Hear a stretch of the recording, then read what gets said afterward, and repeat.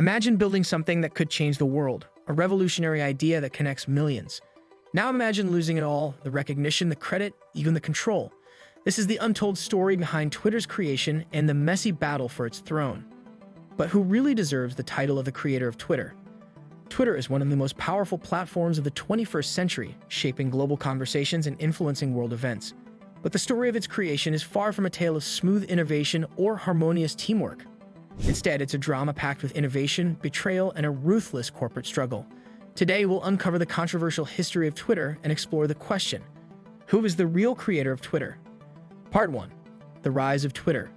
In 2006, four individuals, Jack Dorsey, Noah Glass, Biz Stone, and Evan Williams, came together to create what we now know as Twitter.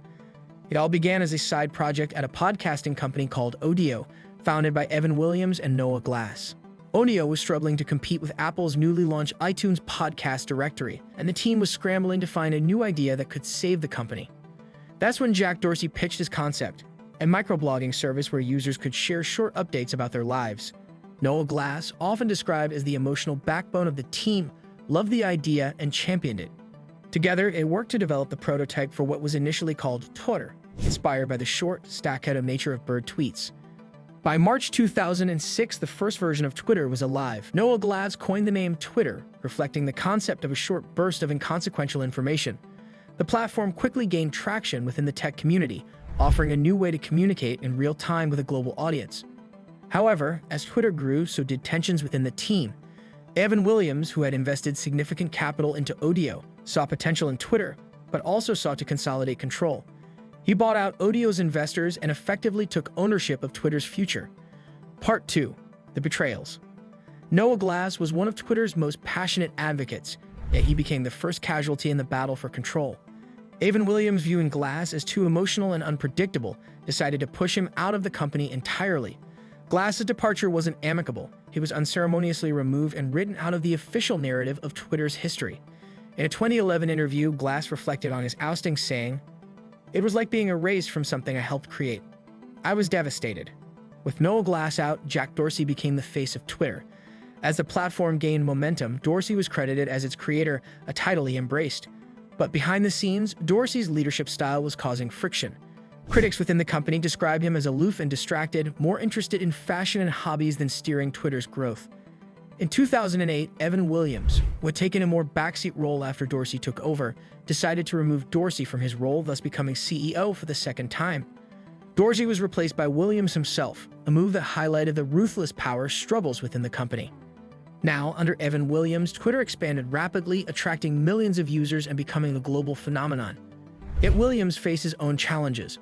The board of directors grew increasingly critical of his leadership too, particularly in his inability to monetize the platform effectively. By 2010, Williams was also ousted as CEO, marking yet another turning point in Twitter's tumultuous history. So the question is, who took over after Evans? Well, before Evans was ousted, he hired his good friend Dick Costolo, a former stand-up comedian turned tech entrepreneur, to help with Twitter's monetization since the board was pressuring him. Ironically, when Evans was ousted, the board decided Dick should take the role since he was the one bringing in the money. For a moment, it looked like Dick was behind it all, but Dick claimed he knew nothing about it. Under Costolo's leadership, he introduced innovative advertising solutions like promoted tweets, trends, and accounts, which transformed the platform into a profitable enterprise. Costolo also oversaw Twitter's IPO in 2013, marking a significant milestone in its history. Despite his achievements, Costolo struggled to address rampant issues like harassment and abuse on the platform, leading to declining public trust. By 2015, facing mounting pressure, Costolo stepped down as CEO, paving the way for Jack Dorsey's dramatic return to the helm. Dorsey's return reignited debates about his true role in Twitter's creation. Critics argue that while Dorsey had the original idea, it was the collective effort of the team, especially Noah Glass and Evan Williams, that turned the concept into a reality. Now there's one more interesting persona we haven't mentioned, and he is Biz Stone. Biz Stone, often seen as the peacemaker of the group, played a quieter role in Twitter's development. While he co-founded the platform and contributed to its culture, Stone largely avoided the power struggles that defined the company's early years. However, his relative silence also meant he was often overshadowed in discussions about Twitter's origins. So, who is the real creator of Twitter? The answer isn't simple. Jack Dorsey provided the initial spark, Noah Glass nurtured it into existence, Evan Williams funded and scaled it, and Biz Stone contributed to its culture. No single person can take credit for Twitter's success. It was a collaboration of ideas, skills, and resources. If you found this story fascinating, make sure to hit that subscribe button and join us for more deep dives into the untold stories behind the world's biggest innovations. Let's uncover the truths that shaped our digital world.